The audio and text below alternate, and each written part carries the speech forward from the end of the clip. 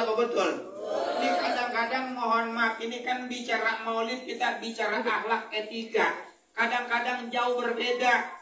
Berbeda bagaimana? Oh, kita ngakuin sendiri, kita ngakuin dewek. Kalau kata orang Betawi mah, zaman sekarang ngurus ngajarin anak beda sama zaman dulu. Kalau zaman dulu orang tua makin galak, makin tegas, anak makin takut, makin nurut. Iya Pak iya?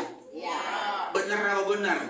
Coba-coba zaman sekarang orang tua tegas galak sedikit, Masya Allah, babanya ngomong teriak dikit, anaknya melotot.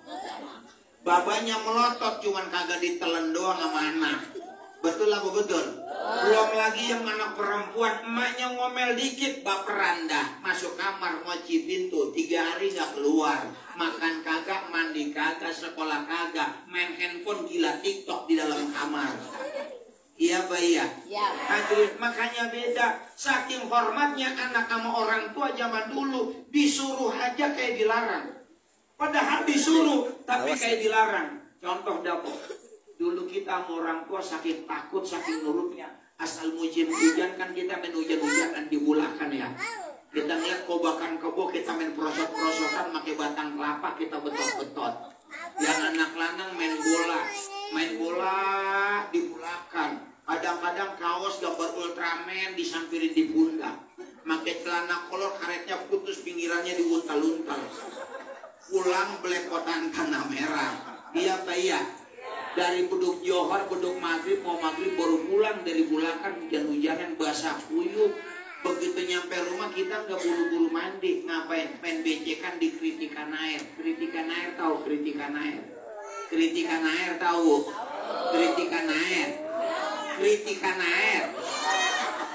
Kritikan air. Lo juga yang dari talang genteng itu kritikan namanya. Kita main becekan di kritikan air, bikin kolom-koloman kan ya. Begitu mau maghrib, emak kita keluar. Apa kata emak kita? Neng, mau maghrib, mandi gidah. Apa kata kita? Ya mak, ntar dulu. Emak kita masuk. Begitu di musola udah tarim selawatan, emak kita keluar. Apa kata emak kita? Neng, udah mau maghrib. Wah ya apa mau mandi? Iya apa mak, ntar dulu. Emak kita masuk. Begitu mau ajan maghrib, emak kita keluar membawa gagang sapuduk. Kata emak kita, lu terus main becekan apa malam, jangan mandi, jangan masuk rumah sampai malam. Kabur kita buru-buru ke sumur. Padahal kan disuruh ya, disuruh terus. Tapi kita malah kabur ke sumur. Itu disuruh, tapi kayak dilarang. Saking takut nurut sama orang tua. Lihat anak zaman sekarang. Main hujan-hujanan, emaknya marah-marah. Apa kata emaknya? Lu terus main hujan-hujanan, jangan pulang-pulang. Emang gak mau pulang, mau main lagi. Bocah zaman sekarang, iya Pak ya? Hadirin jamaah sekalian yang mudah-mudahan dimuliakan oleh Allah. Ini gambaran, pantas banyak anak ngelawan orang tua. Dulunya udah ada. Kalau kita punya anak susah diajarin, punya anak susah dibilangin, disuruh ngajinya bandel banget, disuruh sembayangnya ketot banget. Mau orang tua ngelawan, bisa jadi tuh bocah mainnya masih Kan'an, anaknya Nabi Nuh.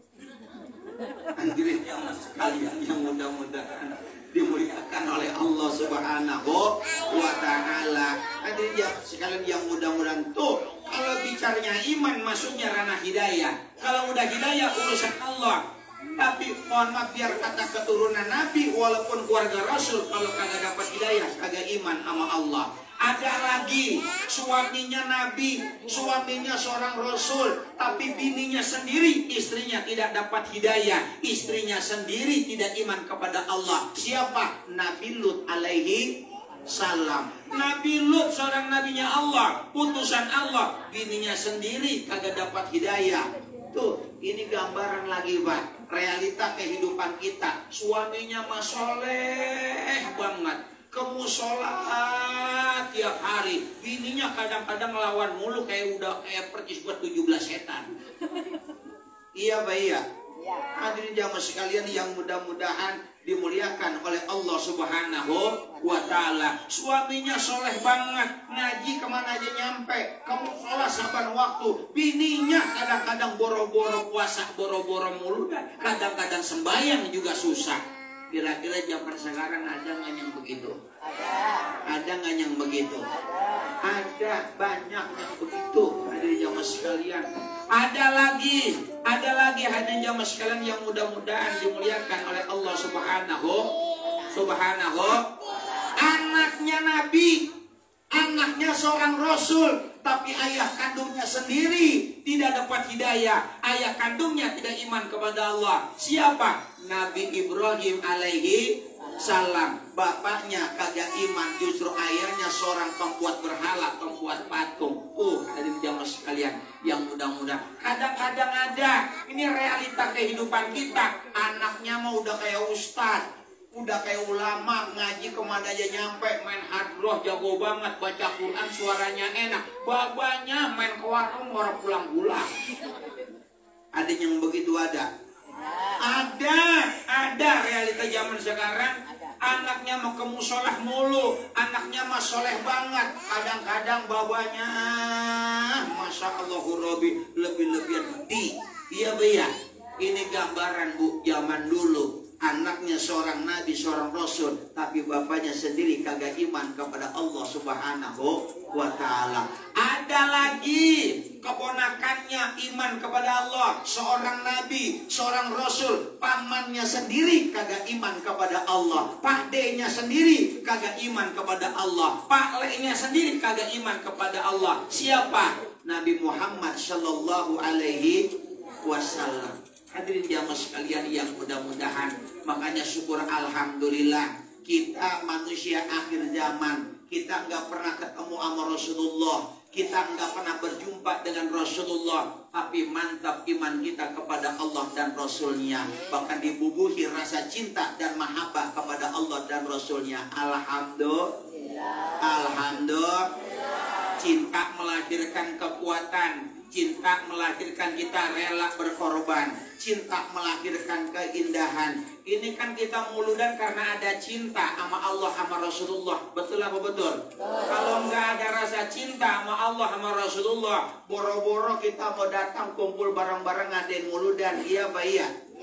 Mana ini hari Sabtu, ibu-ibu kayak gini, baru jam 9 udah diuprak-uprak, diundang ke Musol Al-Kausar. Bagus tadi bareng. Begitu saya lihat yang baru pada keluar meroyok dan bilang udah sore yang kemana jam 40 hari itu keluar. Ngikutin. Saya kata kayak orang janjian, saya lihat dia pada berubul dari gang. Namanya kemarin saya orang 40 hari, rumahnya siapa dah lupa lagi saya namanya. Di rumah Bang Iwan ya, Arung ya. Berubul ke orang janjian, keluar begitu. Saya katakan ini orang mau pada ngantri sembako kali beres. Kemari, nyampe kemari masih kosong kok, bagus kok pada datang. Masih kosong, begitu saya parit ke sana, isinya aki-aki mulu. Ada nenek-nenek dua lagi duduk, dua di bangku. Saya kata udah kayak patung Universitas Budi Luhur. Depan dia kata, kok pada datang akhirnya jadi rame. Alhamdulillah. Makanya udah pada resep, saya mah paling resep kalau muludan ibu-ibunya banyak. Tenang aja Pak, tenang. Saya mau tadi kata apa katanya yang undang saya, banyak kan ibu-ibu di sini mau Ustaz katanya kalau muludan. Emang begitu di mana-mana. Ibu-ibu mah paling getol kalau mau muludan dia. Iya, ibu-ibu mah paling getol mau muludan. Kalau udah datang bulan Rabiul Awal, udah datang bulan Maulid, yang paling ribet, yang paling repot, yang paling kepo, yang paling rempong emak-emak emang. Muludan bulan besok, bulan ini udah pada kompak, yang atuh lagi pada rempugan. Tahun ini kita pakai seragam warna apa ya? Kata Mpon Nining warna biru aja, warna biru. Kata Mpon Titin jangan yang biru, katanya kan tahun kemarin katanya udah. Muludannya masih lama udah pada ribut ngomongin seragam muludan. Bayangin dah Pak, bini kita aktif di 5 majlis taklim, 5-5-nya ngadain muludan. Saya tanya seragamnya berapa setek? 5, lakinya tukang ojek. Kata lakinya lu yang muludan ngapa gue yang kedodoran.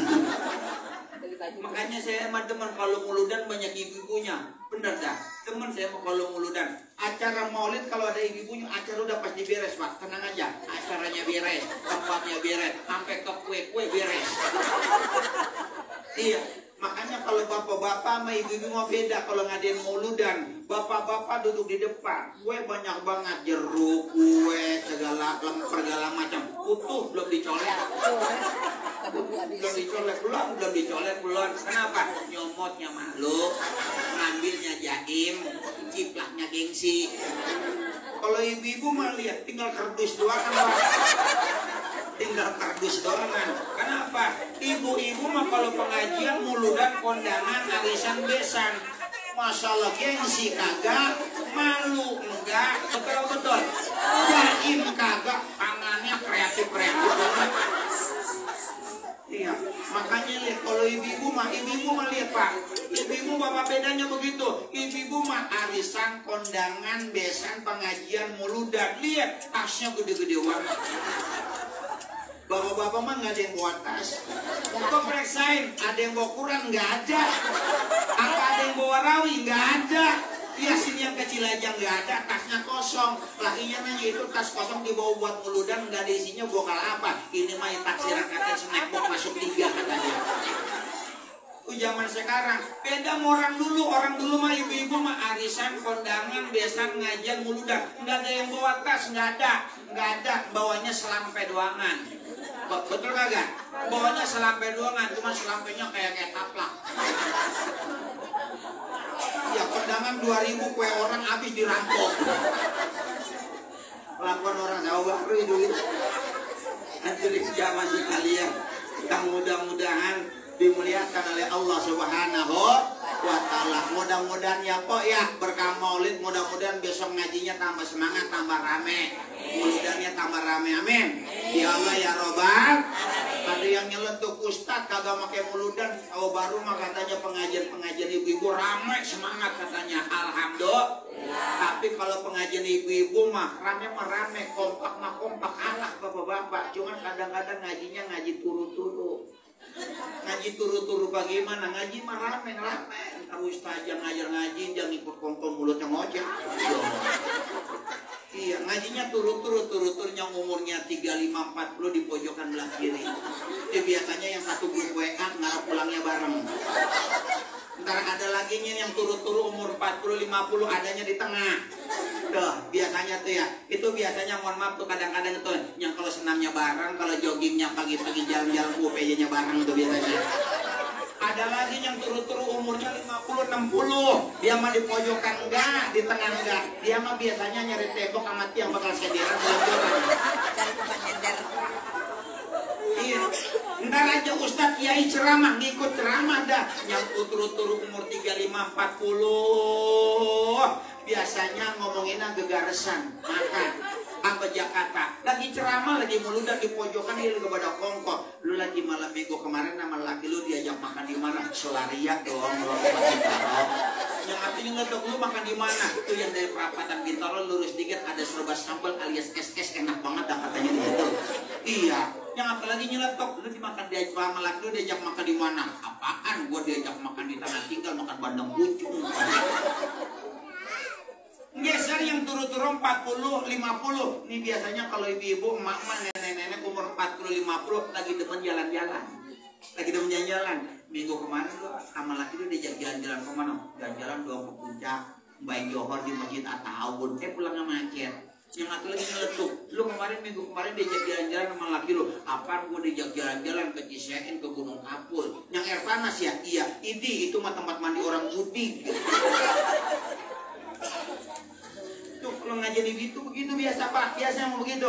Geser lagi yang turu-turu 50-60 itu mau ngomongin makan gegares enggak, ngomongin jalan-jalan enggak, ngapain dah ngakurin penyakit.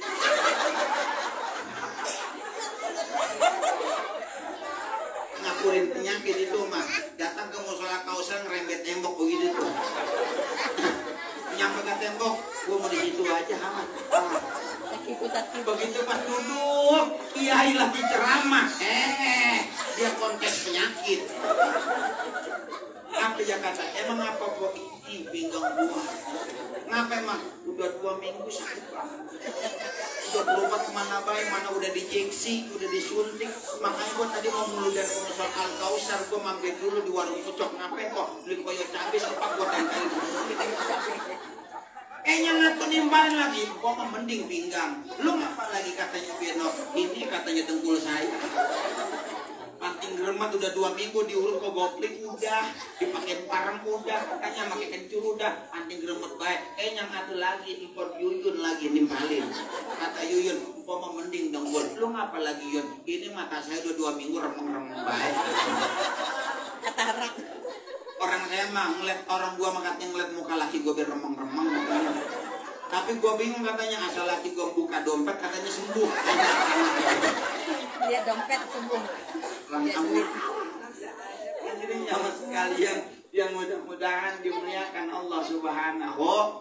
Tuh karena ada cinta mahabbah, makanya kadang-kadang kita jam 9 udah pergi mulu dan ibu-ibu kadang-kadang mohon maaf rumah masih kayak kapal pecah, dapur masih ambak-ambakan, betul. Masya Allah, panci penggorengan itu bolnya pada cemong masih pada kebalik, kadang-kadang bocah habis pada makan, habis pada gegar siap, Masya Allah masih pada numpuk gelas, tambah lagi orang lagi habis ngopi jam 9 2 gelas ngopi. Ya kadang-kadang belum kepegang kita tinggalin itu semua. Kadang-kadang bocah belum mandi capung cebok kita caprak bulan ngikut mah mulu dan ngikut mah. Bocah dimandiin bulan apa bulan cuma diceprek muka maka doang mandinya mandi capung cebok. Apa? Orang sempat buru-buru kemana? Ke musola Al-Kausar ada undangan mulu dan ditinggalin kewajiban dia, tinggalin urusan rumah tangganya, urusan dapurnya karena apa? Ada cinta mahabbah kepada Allah dan Rasulnya. Betul apa betul? Cinta melahirkan kita rela berkorban. Korban apa? Tinggalin apa yang menjadi kesibukan perkara dunia kita karena mahabbah.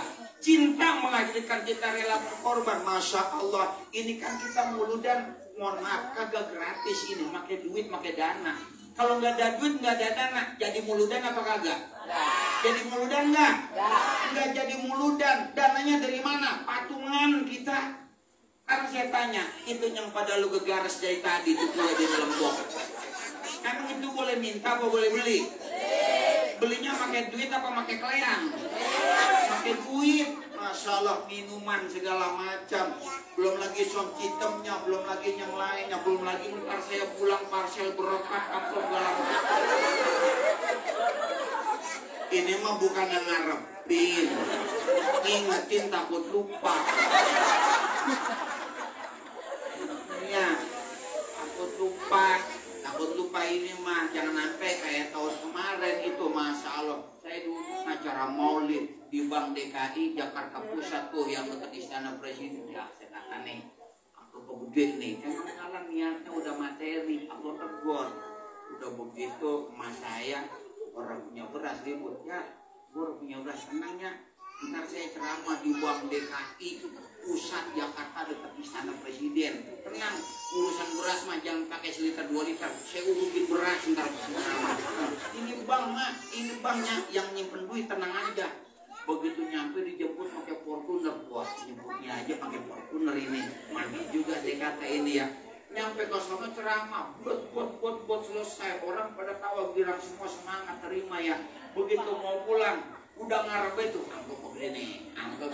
Begitu saya salaman sama ketua panitianya, lah kosong. Begitu salaman lagi sama MC-nya, lah kosong. Nanti saya pura-pura, Pak, saya tukang ya, amin. Ya, dia kata, apa kata? Oh iya Pak Ustaz, makasih banyak. Saya lupa kali ini ya. Gue belum ditanya ini. Sampai nyampe keluar ketemu kepala cabang. Izin Pak, saya izin pamit pulang. Iya, begitu saya pegang tangannya salaman, nah kosong juga. Saya pikir begini, nama supir kali karena dititipin nama supir. Begitu dianterin pulang, begitu keluar ruangan Bang, apa saya begini? Oh, kami dia. Iya Pak, makasih. Kata Bang, jiwat semua ini.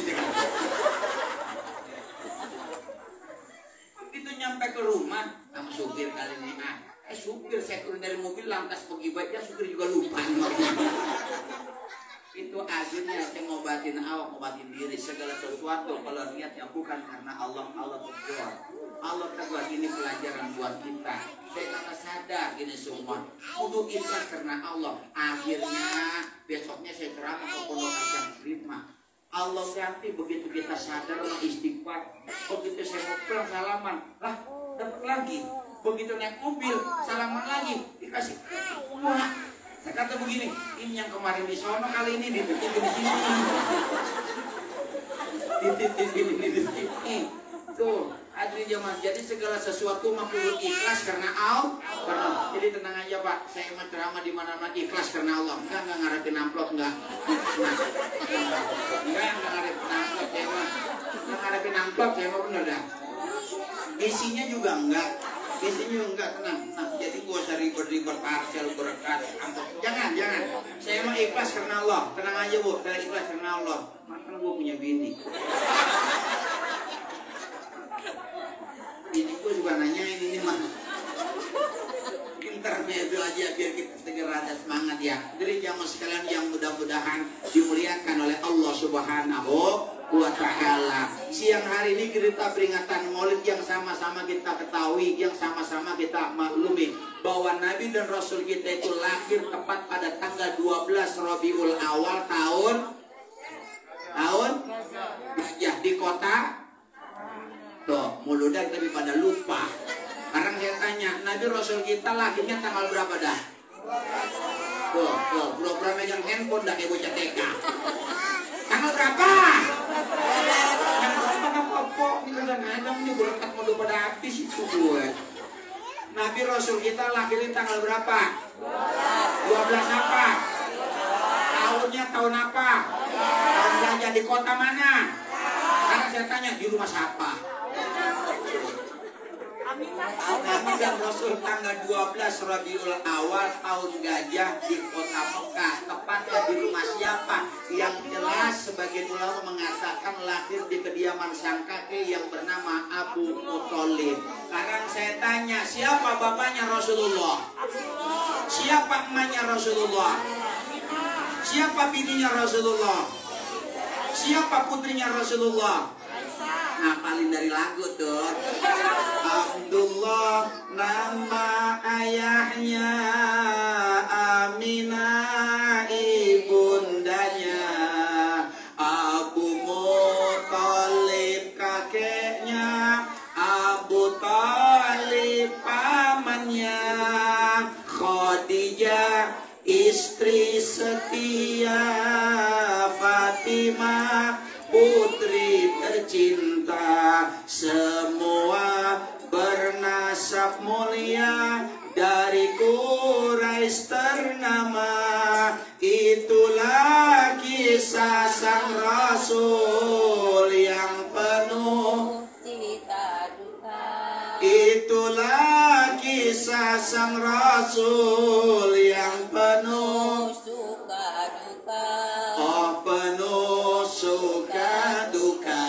Pertanyaan lagi, kenapa begitu lahirnya Rasulullah tahun itu dinamakan tahun gajah? Karena survei membuktikan ternyata dalam sejarah saat itu terjadi agresi militer besar-besaran yang dilancarkan kerajaan San'a yang dipimpin oleh Panglima Perang Abraha, membawa pasukan bergajah yang membawa visi menghancurkan Ka'bah. Pertanyaannya, berhasilkah pasukan bergajah menghancurkan Ka'bah? Tidak, karena sebelum Raja Abraha dengan pasukan bergajah masuk ke kota Mekah, terlebih dahulu dihadang oleh Abu Muthalib. Pada saat itu adalah pimpinan kaum Quraisy yang dikawal oleh 3 pengawalnya. Di mana? Di perbatasan padang pasir sebelum masuk kota Mekah. Untuk apa? Bernegosiasi dengan Raja Abraha. Ternyata negosiasi tidak membuahkan hasil. Abraha tetap berambisi ingin menghancurkan Ka'bah. Akhirnya Abu Muthalib masuk kembali ke kota Mekah. Sampai di kota Mekah, Abu Muthalib masuk ke dalam Ka'bah. Di dalam Ka'bah, Abu Muthalib mengadakan kedua tangannya ke atas, memohon, meminta, berpasrah kepada Allah, meminta pertolongan dan perlindungan Allah Subhanahu wa Ta'ala. Ini pelajaran buat kita. Ketika usaha telah kita lakukan semaksimal mungkin, ketika ikhtiar telah kita perjuangkan semaksimal mungkin, maka hasil akhirnya pasrahkan kepada Allah. Fa iza azamta fatawakkal 'alallah. Ketika kau telah berusaha semaksimal mungkin, maka hasil akhir hak prerogatif Allah. Pasrahkan, angkat kedua tangan ke angkasa, mohon doa kepada Allah Subhanahu. ternyata doa Abu Muthalib di dalam Ka'bah didengar oleh Allah, menggetar aras dan langit ketujuh. Sehingga apa? Niat daripada Abraha diluluh lantakan oleh Allah dengan mengirimkan pasukan yang kecil yang membawa batu dari neraka jahanam yang kita kenal dengan burung ababil. Maka peristiwa ini pun kembali Allah kembalikan dalam surat Al-Fil. Bismillahirrahmanirrahim. Alam tara kaifa fa'ala rabbuka bi ashabil fil. Alam yaj'al kaidahum wa arsala 'alaihim tarmihim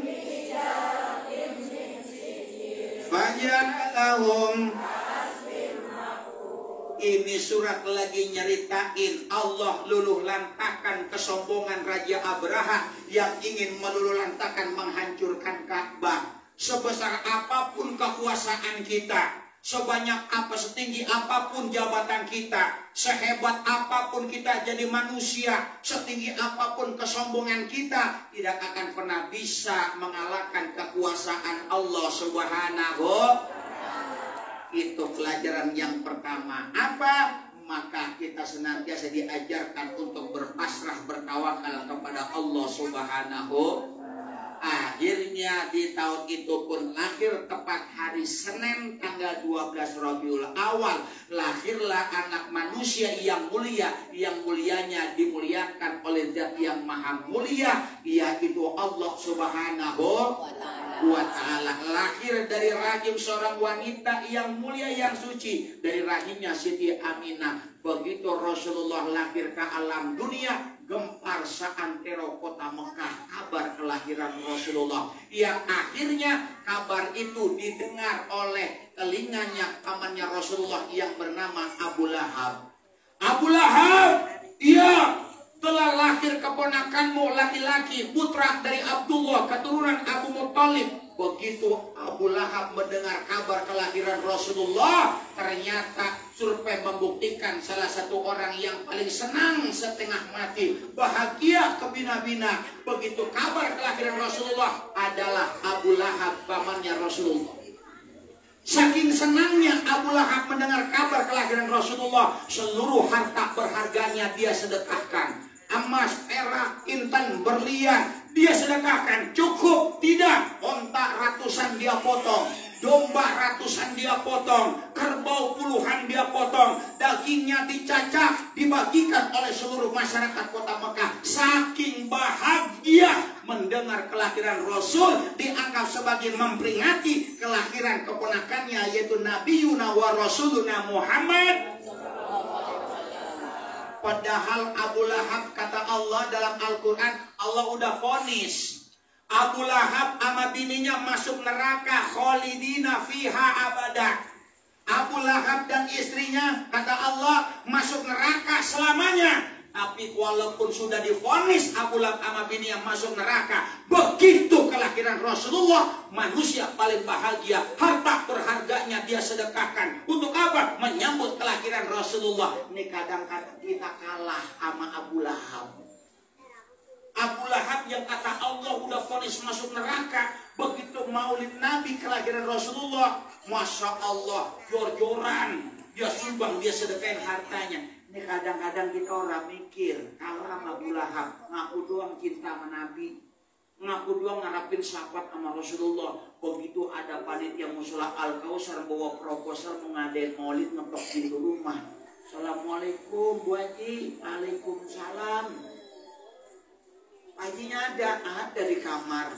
Dari mana Pak? Dari musola Al-Kausar. Mau ngapain? Mau ngadain maulid, ya siap atau aja Bang Haji lagi ada rezeki, mau bantu nambahin dana maulid, hitung-hitung nambahin buat beli aqua, buat beli kue, ya kali ntar bakal dengan ustadznya mah begitu. Ntar dulu ya Bang Hajinya gua panggilin di kamar, masuk. Begitu pas masuk ngobrol di sama Bang Haji, ngobrol Bang Haji masuk ke dalam kamar, dipegat sama bininya. Kan kadang-kadang yang jadi setan bini-bini juga Pak. Abu Lahab jadi jahat karena apa? Karena Hindun itu bininya jahat. Apa? Di kompor-kompor orang perempuan memang ada sejarahnya dari dulu gitu, tukang kompor. Ya apa emang dia mah tetangga kita yang kurang ajar katanya. Bener dah katanya. Saya tahu tuh Pak dia mah beli mobil Fortuner dia buka jual kredit. Kan mobil kita mah Avanza juga katanya kredit apa ya katanya. Kadang-kadang gini-gini juga jadi setan. Begitu Bang Haji itu kamar mau ngapain Pak itu? Musola Al-Qasar kenyang LDKN-nya mau minta bantuan dana maulid. Terus Bang Haji mau bantuin, mau nyumbang, berapa mau ngasih? 5 juta. Udah amat emang warga Kausan kita doang katanya. Berapa duit? Kasih aja katanya. Berapa?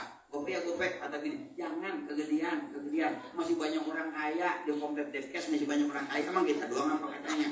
Itu berapa duit? Kasih dia gocap.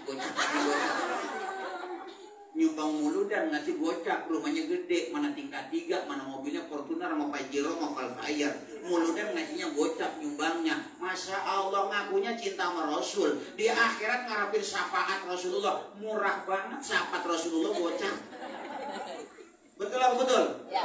Kalah kita sama Abu Lahab kata Allah udah divonis masuk neraka, tapi begitu Rasul lain, harta berharganya dia sedekahkan semua. Kata siapa? Kata Allah abadikan dalam surat Al-Lahab. Bismillahirrahmanirrahim.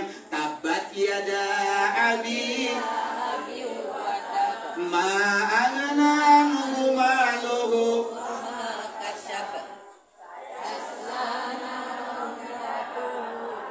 wa maratuhu ammalatal hatab fi jidha.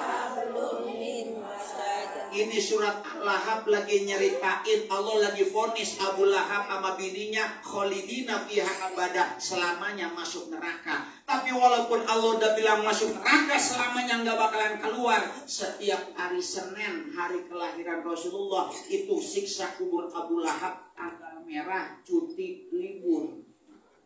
Kenapa? Karena hari Senin Abu Lahab pernah bahagia menyambut kelahiran Rasulullah. Kalau Abu Lahab aja hari Senin siksa kuburnya diliburkan oleh Allah, bagaimana kita yang cinta dan selalu berselawat kepada Rasulullah? Insya amin ya Allah ya Robbal. Cukup dapat di situ? Enggak Bu, orang po. Bukan banda doangan, bukan kambing ontak kebo doangan. Apa Anda? Abu Lahab tukang jual beli budak zaman dulu. Tukang jual beli budak. Dia kumpulin budaknya semua. Apa kata Abu Lahab? Pilih cari budak yang terbaik, paling cakep, paling benok, paling semok, paling montok, paling bahenol, pokoknya paling mentereng dah. Dari sekian banyak budaknya Abu Lahab, terpilihlah seorang budak yang bernama Suwaibah. Dipanggil Suwaibah sama Abu Lahab. Suwaibah, iya Tuan, kau mau bebas? Mau Tuan. Ada syaratnya Suwaibah. Apa syaratnya Tuan? Susui keponakanku. Maka wanita, orang perempuan, orang wadon yang pertama kali netein Rasulullah adalah budaknya Abu Lahab yang bernama Suwaibah. Siapa Pak? Siapa Pak? Suwaibah, bukan Suwaibah, bukan. Suwaibah lagi, bukan Suwaibah, Suwaibah. Namanya Suwaibah.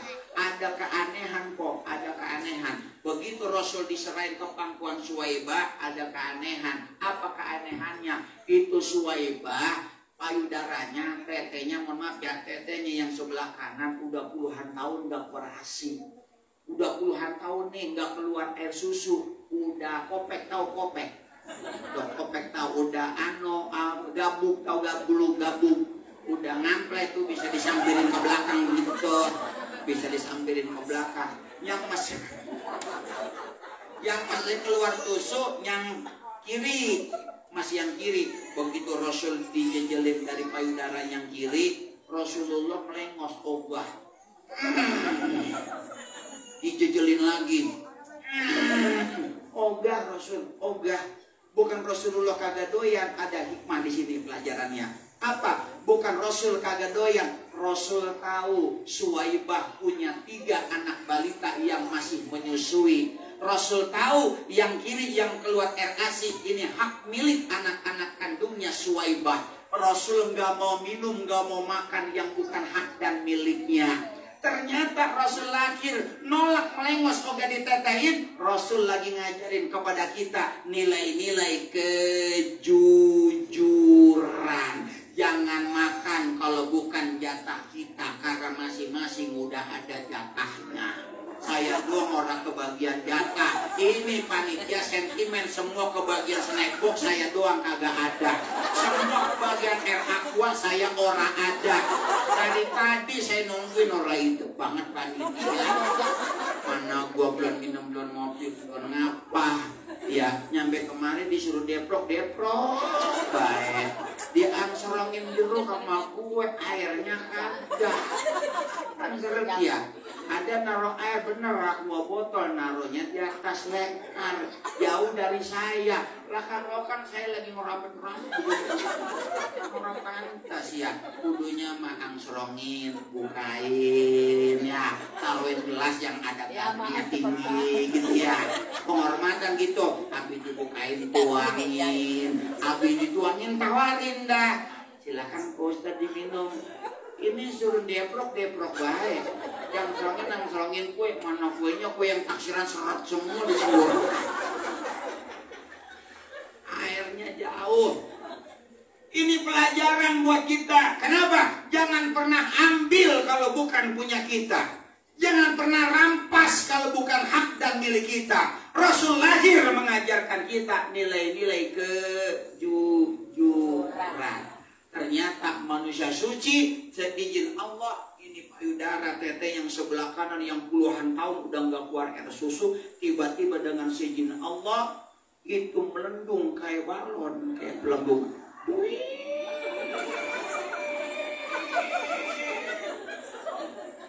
Melembut. Ini bukannya bukannya sompral, bukan ngomongin sejarah biar pada paham.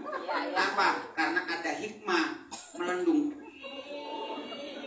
Itu Suwaibah kaget. Suwaibah kaget. Suwaibah tidak sadar saat itu diberkahi oleh Allah. Ada Rasul di pangkuan Suwaibah. Anteng Rasul di pangkuan Suwaibah. Berapa lama? 7 hari atau seminggu di pangkuan Suwaibah. Setelah itu ada wanita kedua yang menyusui Rasulullah. Karena Siti Aminah enggak ngeluarin air susu, enggak rapat. Enggak netes, enggak keluar susunya. Kan zaman sekarang ada ya. Ada yang pengen jadi Siti Aminah, anak lain oga netain, oga ngapa? Takul pentilnya bengkak, katanya ntar gede, katanya nyisap bocah. Tuh Aminah enggak keluar. Akhirnya apa? Suwaibah yang nyusuin Rasulullah. Kedua siapa? Ternyata ada wanita kedua yang menyusui Rasulullah setelah Suwaibah. Siapa dia? Wanita dari suku Baduy, penduduk asli Bukit Taif. Bukit Taif. Kalau kata kita mah di sini Bukit Taif itu, kalau kata kita di sini mah puncak dah di Sarua. Udah pernah ada yang ke puncak belum? Puncak. Sarua. Kebon teh. Masjid Ataun, tahu Masjid Ataun? Udah pernah sana udah pernah. Udah pernah belum ngerasain macet pulang dari puncak? Udah pernah. Dan kemarin turun jam 2 nyampe rumah jam 10 macet.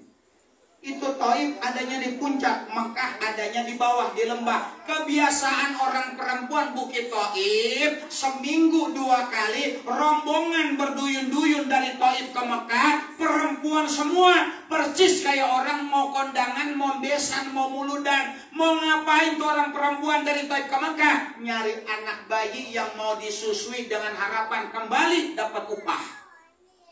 Rombongan. Pakai apa? Naik keledai. Ternyata saat itu dalam rombongan wanita-wanita dari Bukit Taif ada Halimah di antaranya. Halimah orang susah, orang melarat, orang belangsa, naik keledai. Keledainya kurang makan, kurus kering kerontang, jalannya lelet. Halimah ketinggalan rombongan. Orang-orang ini yang lain temennya udah dapat anak bayi yang disusuin, Halimah nggak kebagian karena ketinggalan. Karena nggak kebagian, Halimah ngempet di temboknya Abu Muthalib sambil nangis. Temennya nyamperin, kata temennya, Halimah, udah kebagian anak balita? Belum nyusuin? Belum. teman yang aku nyamperin, Halimah masih ada satu anak bayi yang minta disusuin. Engkau mau? Mau. Tapi anak yatim Halimah, biarin anak yatim juga ikhlas dan ridho, kata Halimah Syahdiah. Siapa dia? Putra Abdullah, keturunan Abu Muttalib. Maka tepat hari ke-7 dari pangkuan Suwaibah diserahkan ke pangkuan Halimah Syahdiah. Lagi-lagi Allah tunjukkan keberkahan. Apa? Halimah anaknya banyak, ada 12. 12-12-nya netek semua. Payudaranya dua-duanya udah ngampleh. Begitu Rasul di pangkuan Halimah, lagi-lagi dua-duanya. Halimah kaget, nggak sadar diberkahi Allah, ada Rasul di pangkuan Halimah. Halimah jatuh hati sama Rasulullah, minta izin sama Siti Aminah. Rasul mau dibawa pulang ke Taif. Apa kata Siti Aminah? Taif udaranya masih seger, masih bersih, bagus buat pertumbuhan sang balita. Diizinin sama Siti Aminah, dibawa sama Halimah Syahdiah ke Taif. Dalam perjalanan Halimah tidak sadar, keledainya itu kudanya yang tadinya kurus kering krempeng cungkring lelet, jalannya kurang makan bengek, asal jalan 5 langkah batu.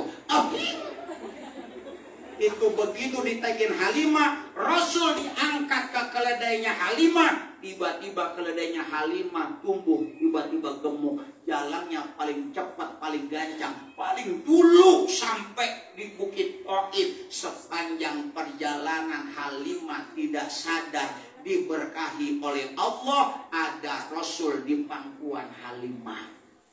Sampai di rumah Halimah, Halimah orang susah, rumahnya kayak kandang kambing, punya hewan piaraan 2, apaan? Domba. Begitu Rasul dibawa masuk lewat pintu rumah Halimah, tiba-tiba kambing domba beranak 2 jadi 4, ganti minggu 4 jadi 8, ganti bulan 8 jadi 16, ganti bulan 16 32, ganti bulan 32 jadi 64. Waktu singkat ternak Halimah beranak pinak jadi banyak di waktu yang singkat. Lagi-lagi Halimah dan keluarga tidak sadar diberkahi Allah, ada Rasul di dalam rumah Halimah. Ada lagi, ada pekarangan, latar, halaman, kebun, ladang Halimah ditumbuhi rumput yang hijau dan subur, yang akhirnya orang sekampung Taif bilang kalau mau ngangon kambing, mau gembala domba, tuh di rumah Halimah orang berbondong-bondong pada ngangon kambing di halaman Halimah. Secara perekonomian terangkat Halimah Syahdiah, harkat derajat martabat terangkat Halimah Syahdiah, masih belum sadar. Kenapa? Ada Rasul di dalam rumah Halimah. Inti dari pelajaran ini buat kita adalah apa? Kalau rumah mau diberkahi oleh Allah, maka hadirkan Muhammad di setiap rumah kita. Kalau usaha mau berkah, hadirkan Muhammad di tempat usaha kita. Kalau hidup mau berkah, hadirkan Muhammad dalam setiap langkah kaki kita. Maksudnya apa? Kalau rumah mau berkah, hadirkan Muhammad di setiap rumah kita. Maksudnya sering-sering ngundang anak yatim ke rumah kita. Usaha mau berkah, sering-sering ngundang anak yatim ke tempat usaha kita. Hidup mau berkah, hidupkan sunnah ajaran-ajaran yang dicontohkan oleh Rasulullah Sallallahu Alaihi Wasallam. Laqad kana lakum fi Rasulillahi uswatun hasanah. Dalam diri Rasulullah banyak suri tauladan, contoh terbaik dalam hidup kita. Kenapa? Rasulullah senantiasa mengatakan, innama bu'istu liutammima makarimal akhlak. Allah mengutus Nabi Muhammad, aku diutus, kata Rasulullah, untuk memperbaiki akhlak manusia. Hadirin jamaah sekalian yang mudah-mudahan dimuliakan oleh Allah Subhanahu wa taala. Dan dari syirah maulid Nabi kita diajarkan satu, kita berpasrah hanya kepada Allah Subhanahu wa Ta'ala. Yang kedua, kita diajarkan apa? Sandaran horizontal, ada sandaran vertikal hablu minallah, ada sandaran horizontal hablu minannas. Maksudnya setelah kita berpasrah menggantungkan segala sesuatunya kepada Allah, maka aplikasikan kepedulian kita atas dengan sesama. Maksudnya mohon maaf, kita peduli dengan anak-anak yatim, kita peduli dengan janda tua, duafa orang yang kurang mampu. Hadir, namanya manusia hidup tidak bisa sendirian. Manusia adalah makhluk sosial, bukan makhluk individual. Kita nggak bisa hidup sendiri-sendiri, kita butuh orang lain. Iya Pak, iya? Betul apa betul? Kita mau orang hidup, jangan kata kita hidup, mati aja ngeribetin orang. Iya Pak, iya? Lihat orang mati, pernah melihat orang mati mandi sendiri di atas balai? Ada? Ada nggak? Ada nggak orang mati pakai kapan sendiri? Ada? Ada nggak orang mati kutuk-kutuk kayak pesor kayak lontong ke kuburan jalan sendiri? Ada nggak? Ada nggak? Nggak ada. Kali orang sawah baru mah ada yang canggih internasional gitu. Udah mati duduk tiduran di atas balai sama air sama bak jupuk dijemur. Tetangganya liwat. Oh, lagi ngapain lu? Kan gue udah mati. Kali kucuk-kucuk dari sini terus sampai depan UPJ gitu, motor lagi sampai pemandu lagi kucuk. Itu lagi apa mau mana tuh mau ngono? Kan gue udah mati. Tuh, begitu. Ini maulid ngajarin kita hablum minallah, sandaran vertikal kepada Allah. Kita peduli terhadap anak yatim. Maksudnya apa yang digambarkan oleh Halimatus Syafiyah. Walaupun susah, tetap peduli sama orang lain. Jangan ini mah mau nyantunin atau mau ngasih, mau bantu. Gua mau orang dosa, gua mau belum ada. Nolong orang jangan nunggu punya. Betul. Jangan nunggu punya. Apa yang kita ada itu kita bantu. Adanya duit orang gablek, duit nggak punya. Kalimat tenaga. Mau muludan kalimat. Panitia muter ngambil proposal, nggak punya duit. Mohon maaf Bang, saya nggak punya duit, tapi insya Allah nanti acara saya bantu gelarin karpet, kan gitu ya. Gelarin karpet ada, saya nggak bisa ngasih makanan, nggak bisa nyumbang minuman. Ntar bagian salon sama ngulung apel, bagian saya dah manggulin salon. Kita doain nih, yang pada nyiapin salon pada masuk surga, amin. Berikut sama salon-salonnya. Salonnya masuk surga gitu. Yang gulung ngelepitin, yang gelarin karpet, tumbantin namanya tuh Alhamdulillah. Jadi jangan nungguin punya, buat kita berpartisipasi, buktikan, wujudkan rasa cinta kita kepada Rasulullah Shallallahu Alaihi Wasallam. Kalau emang duit kita nggak bisa, tenaga belum bisa, buat menunjukkan rasa cinta kita kepada Rasulullah, minimal mulutnya enteng buat baca sholawat. Karena kata Rasulullah, orang cinta kalau ngomong doang percuma, bullshit, gombal, kalau ngomong doang butuh bukti. Iya Pak ya? Apa buktinya? Man ahabba Nabi sallallahu alaihi wasallam faqsara as-salawatu alaihi. Orang yang ngomong dirinya cinta sama Rasulullah, bukti kecintaannya biasanya mulutnya rajin baca sholawat kepada Rasulullah sallallahu alaihi wasallam. Ya Nabi salam alaika ya Rasul salam alaika ya Habib salam alaika sholawatullah.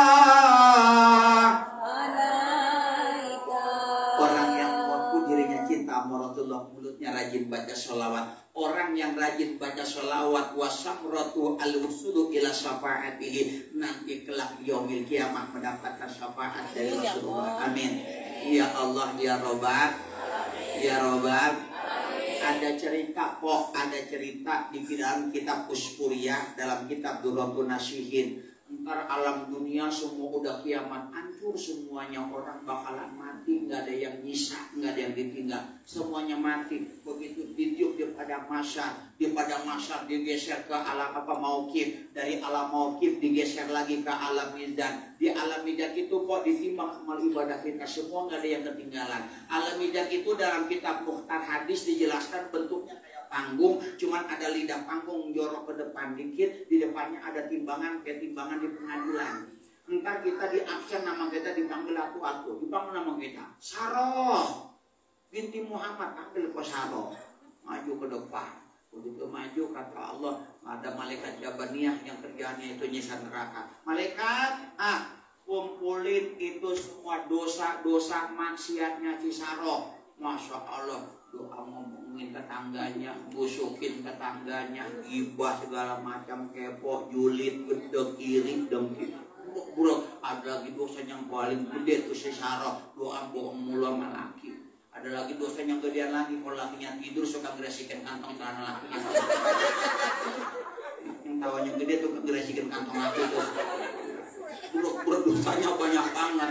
Begitu kata malaikat, kata Allah, malaikat, taruh amal ibadahnya. Dicari sama malaikat, Pak, nggak ada ya Allah.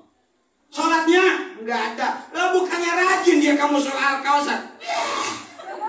Kamu sholat Al-Kausar juga pengen dialem sama tetangga biar kata dikala soleh banget katanya. Pulang keluar dari musola udah habis sama pamernya katanya. Nggak ada. Sedekahnya nggak ada. Sedekahnya ngundang anak yatim 200. Masya Allah, dia foto, dia video, dia posting di IG, dia posting di WA, dia posting di Facebook, dia posting di sosmed. Habis dimakan Facebook sama IG. Habis, karena kan zaman sekarang orang nyari malang ikhlas susah kok, susah. Betul kagak? Tipis antara syiar sama ria, tipis. Karena kenapa? Tangan kanan memberi, tangan kiri selfie. Betul kagak? Alhamdulillah Jumat berkah masih bisa berbagi, gol kiong lancip. Enggak, saya mah nggak megang handphone yang kiri, tetap ngasih. Iya, lu mah kagak ngasih, nyari pedagang, muter nyari gelandangan, nyari tukang gerobak, nyari tukang pemulung ya, muter Jumat berkah. Enggak bawa apa, bawa nasi dong, cuma dari jauh temennya bawa kamera SLR. Betul apa betul? Habis dimakan sosmed. Enggak ada. Udah katanya orang ya, nyemplungin mah, nyemplungin ke neraka, nyemplung. Begitu menyemplung ke neraka udah nangis depan Allah. Ada kisahnya itu di dalam kitab Duratun Nasib Uspuriyah. Begitu mau dicemplungin ke neraka sama malaikat Jabaniyah, tiba-tiba datang sosok laki-laki. Mukanya bercahaya, terang banget, terang saking terang nggak sanggup melihat. Terang banget mukanya bercahaya, lebih-lebih dalam Philip 45 watt lebih. Terang banget, Masya Allah. Lagi nunduk airnya diangkat ke Saroh. Diangkat, itulah dari yang ngomong. Naruh lepitan kertas, secari kertas di timbangan sebelah kanan amal ibadah. Itu dosa segede-gede gunung Salak, segede-gede gunung Pangrango, segede-gede gunung Halimun. Masya Allah, kalah sama kertas kecil banget, digeletakin, letup. Itu kalah tuh. Masya Allah, itu Mpok Saroh yang mau dicemplungin ke neraka tiba-tiba berdiri apa aja kata? Yes, nggak jadi. Allah Maha tahu, cuman pura-pura nggak tahu. Pengen ngasih tahu sama orang yang kagak mau tahu. Mau tahu apa? Siapa laki-laki yang meletakkan kertas itu? Buka malaikat, kertas apa sedemikian dahsyatnya mengalahkan dosa yang begitu banyaknya. Begitu itu kertas dibuka, bertuliskan kalimat Allahumma sholli ala sayyidina Muhammad wa ala alihi sayyidina Muhammad. Makanya pantas dalam kitab Tanqihul Qaul mengatakan rintik-rintik hujan yang jatuh ke alam dunia, biar kata tuh hujan gledek, gluduk, badai, angin, banyak air hujan masih sanggup dihitung sama malaikat. Banyak. Mampang banjir, TBC Matupang banjir, BSD orang bisa lewat di jalan tol, betul kagak? Semanggi kemarin banjir, hujan turun. Itu air hujan yang turun ke alam dunia, malaikat masih bisa ngitung, masih bisa nyata. Tapi ketika malaikat diperintahkan oleh Allah, malaikat hitung pahala ganjaran umat Muhammad yang bersalawat. Nah itu para malaikat angkat tangan, nyerah ya Allah, tidak sanggup aku menghitung pahala ganjaran umat Muhammad yang berselawat kepada kekasihmu. Makanya disuruh selawat. Orang kalau cinta gue rajin selawat. Kenapa? Selawat mah pahala yang gak gugur dengan ria. Kita nyombong nih baca selawat, suara tuh kayak ibu tadi suaranya waktu baca selawat tuh saya nyampe tuh. Biar kata nenek-nenek suaranya nyaring-garing kok kayak gupung. Ya Allah, iya enak tuh suaranya. Tuh Masya Allah. Nyai pas selawatan itu. Allahumma sholli wa sallim wa barik alaihi. Niatnya mau nyohor, mau nunjukin suara gue cakep bisa selawat. Dengan nyohor, dengan ria, dengan pamat suaranya indah, dengan baca sholawat, tidak menggugurkan, tidak menghapus pahala sholawat. Itulah kehebatan sholawat. Hadirin yang sekalian. Kenapa? Karena cuma sholawat ibadah yang Allah juga lakukan. Allah suruh kita sholat, Allah nggak sholat. Allah suruh kita sedekah, Allah tidak sedekah. Allah suruh kita haji, Allah tidak haji. Tapi ketika Allah memerintahkan kita bersolawat, Allah terlebih dahulu bersolawat dengan para malaikat, baru nyuruh kita. Innallaha wa malaikatahu yusalluna 'alan ya ayyuhalladzina amanu sallu. Allah dulu bersalawat dengan para malaikat. Setelah Allah dan malaikat bersalawat, baru ya ayyuhalladzina amanu, hai orang-orang yang beriman, bersalawatlah kalian kepada Nabi Muhammad. Tuh hadirin jamaah sekalian. Makanya ada hadis mengatakan orang yang baca sholawat habis sholat subuh 100 kali, habis sholat maghrib 100 kali, maka doanya pasti dikabul. Doa apa aja? 30 doa di dunia dikabulin, 70 doa yang dipinta Allah simpen nanti dikasihnya di akhirat. Tuh. Karena kehebatan kedahsyatan sholawat. Hadirin jamaah sekalian yang mudah-mudahan dimuliakan oleh Allah Subhanahu wa taala. Mudah-mudahan dengan peringatan Maulid pada kesempatan siang hari ini semakin termotivasi kita mencintai Rasulullah dan menghidupkan, mengamalkan apa yang diajarkan, yang dicontohkan oleh Rasulullah Sallallahu Alaihi Wasallam. Udah setengah 12, 10 menit lagi azan Johor. Ini saja, kurang lebihnya mohon maaf atas segala kekurangan, kehilapan, bahkan kesalahan. Kalau kata orang kampung sawah baru mah, ikan sepat, ikan gabus berenangnya di air tawar. Lebih cepat, lebih bagus. Bagaimana mau tenang kalau perut mulai lapar. Bila topik wal hidayah. Assalamualaikum warahmatullahi wabarakatuh. Terima kasih Pak Ustadz. Dengan berakhirnya ceramah dari Pak Ustadz ini berakhir pula acara kita pada hari ini. Sebelum acara saya tutup, berkenan saya di sini untuk mengucapkan terima kasih atas kehadiran Bapak Ibu semuanya yang mana telah datang dalam acara Maulid Nabi Muhammad di Mushola Al-Kausar. Tak lupa juga saya beserta panitia, beserta pengurus DKM Mushola Al-Kausar mengucapkan banyak terima kasih. Dan bila ada kekurangan dari pelaksanaan pada hari ini, kami mengucapkan mohon dibukakan pintu maaf sebesar-besarnya. Demikian dari kami, lebih kurangnya mohon maaf. Ihdinas siratal mustaqim. Assalamualaikum warahmatullahi wabarakatuh. Waalaikumsalam warahmatullahi wabarakatuh. Dah selesai.